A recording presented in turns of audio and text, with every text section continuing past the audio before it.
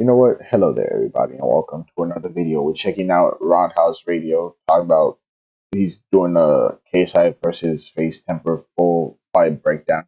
What are you guys gonna eat, bro? I don't know what I'm gonna eat. KSI versus I'm Face low-key thinking Temper orange happened chicken last though. night, and you're probably wondering exactly what happened. He was getting that First things first, rhythm, KSI versus got the Face Temper. This space, was a great fight. tested it out once, Although it seeing what ended was with a gonna beautiful happen. flush KO, this was a good back and forth fight while it lasted.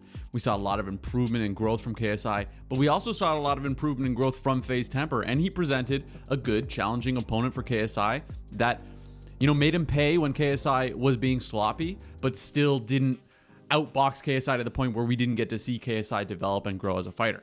KSI moved really well on his feet. Yeah. He was exploding in and out, staying light, and using his mobility and explosiveness to his was advantage. very fast. I think this was a big implementation from his new trainer, or at least someone that he's been training with, Michael Venom Page. Great karate stylist, bouncing in and out, not really using a defense. That was a good implementation for KSI. We'll talk about more about that a bit later on. Even though this was a good implementation for KSI, it still cost him a bit. As a few times we saw him get a bit too excited with his explosiveness. That's the first lunge where I'm like, okay, maybe he was just testing it out because he did it 2 times. The second time I landed good, the first time it didn't. And I'm like, maybe that's a bit ahead of himself in the fight, which for a guy who's newer at fighting is obviously going to happen. You're not just going to be perfect throughout the course of your fight. We saw him sometimes explode too much, land square in front of Face Temper, and he landed on a punch. He wore the counter as well, showed a great chin, but that's just not something you want to be relying on, right? You don't want to rely on your chin if you don't have to. There was another moment where he exploded in, landed a combination, and then admired his work a bit too much. He kind of watched the combination as it finished and ate 2 flush straight left hands. So he did do it 3 times. I was right about just that. kind of waiting in his position instead of exploding and landing his combination and exploding out. Because when we saw him explode in and land a combination and then exit, it was flawless. He came in with great, powerful combinations, would throw shots, pivot, change his angles, and then throw more shots in the combination and then make distance. As he settled down, really dialed into the fight, really dialed back into his style, got back into his kind of lateral movement, karate style that he's obviously trying to implement here, that's when we saw that flush KO. Waited for the perfect timing, got himself ready, exploded in, 2-punch combination, lands clean with the left hook. That was wobbling. I couldn't get up. Over. Guys, this is, in my opinion, a great development of KSI's skills. We've seen a lot of gaps in KSI's game, and a lot of bro, mac and cheese are perfect. Those gaps remain. Is he great defensively as a boxer, as a traditional boxer? I would say no. He doesn't really use a guard that well. His parrying isn't very great as his timing comes, and we can see he doesn't slip very efficiently. So it seems that his new team has recognized that and is using that to instead work around that and focus on the things that he's good at. This is what I talked about in my breakdown of KSI. You shouldn't be trying to take everyone and mold them into a perfect boxer. Some people will not fight the best in that style. So it seems like they're taking KSI, identifying the things that he's good at, focusing on those, and not worrying too much about the other aspects of boxing. Sure, of course, he's still working on getting his hands in the right place, still working on slipping, still working on parrying effectively. But what he did most was use his feet as his main form of defense. Use his explosiveness as his main... Bro, my bad. So I'm looking at this, and bro, this shit is fucking insane, bro. Okay, so I'm on Uber Eats because I was thinking of ideas to find food to eat. This has nothing to do with the video because I'm still paying attention to the video, but bro, 12 cookie bundle from Chip City, $72, bro. What kind of cookies are these that are $72, bro? You off your fucking ass because that's crazy. 12 cookies, $72.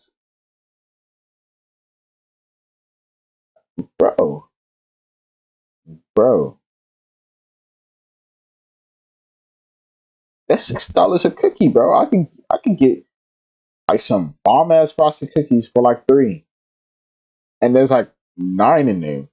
I can get 18. That's crazy. Nah, that's wild, bro. I've never wanted a cookie that bad. Nah, but I'm lost. I'm gonna make some mac and cheese. Main form of defense. How do you do that? Well, you just threaten an eruption at all times. He's bouncing back and forth, and he was looking that to lunge. Froze Face Temper. Face Temper was just kind of waiting for that explosion to come because he knew it was going to come. This really shut down the offense of Face Temper because he had to wait for KSI to do something. It forced him to fight on KSI's terms because he was too light on his feet to be able to pin him down anywhere. He could just explode backwards, explode laterally, move away from any combination that FaZe Temper was going to try to throw, forcing FaZe Temper to wait for KSI's explosions. Now, if KSI keeps dialing in this skill, it's going to get harder and harder to fight him because the moments that FaZe Temper was able to take advantage of was when KSI got too excited and exploded in and landed square in front of him. Yeah, got too amped up, exploded in, landed his combinations, and then kind of waited to see how they affected FaZe Temper. When they didn't affect him that much, he ate shots in the counter. If KSI gets to the point where he's fighting this style, but he's exploding and landing his combinations, and then boom, he just explodes out, and then he does it again, and then he explodes out again, it's going to become more and more difficult to beat him because you're going to have to try to find counters. You're not really going to be able to box him in the traditional sense because he's not fighting like a traditional boxer. And I said this. I said, look, some guys, they're not going to be great in the guard. They're not going to be slick and smooth and be able to parry and then counter effectively like most people want people to box. That doesn't mean they're not going to be effective in the ring if they get the right team around them. And it seems to me that KSI has successfully done that. Look, it wasn't perfect, but to me, it was certainly an increase of his ability from his last fights. His last fights, we saw a better ability to string combinations together. This fight, we saw a better ability to stay defensively responsible during those moments. A better ability to explode in and out. Once he really settled in, man, the explosiveness and the entry was perfect. He landed that combination perfectly and got a flush walk-off KO. I don't think you can get much better than that. Obviously, there's still a lot of work to do in KSI's camp, but something that we are seeing this time that we didn't see maybe the last time is a consistent increase in his ability. We're seeing him land combinations, pivot, get new angles, and then continue the combinations. We're seeing him really dialing in his power. We're seeing him land combinations upstairs and downstairs mid-combination. So it's definitely an improvement in KSI's game, and I'm excited for it. Let me know, guys, what you thought about that fight. Like who you think is next for KSI? Is it Salt Poppy? Is it Slim? Is it Tyron Woodley? Slim. Is it Joe Fournier? Or is it the one and only Jake Paul? Let me know, guys. No, I feel like Jake Paul is like one fight away. 1 or 2 fights. It all depends on how long KSI takes away. Like if he takes 3 months, then it'll be 3 fights away. Or 2 fights, depending on what happens during the second fight. If it's 4 months, it still depends on the second fight. It depends on when the second fight is. Because I know he's gonna have 1 more before Jake. I want to say 2 more before Jake, but then if he has 2 more before Jake, it might be like 2024 when we see KSI versus Jake Paul. For sure, but invaluable experience for JJ. He got caught a couple times. Yeah. Still waiting for the breakdown of the fight since the fight. Yeah, of course. I was waiting for that shit too. Hold on. Does he have salt poppies? He doesn't.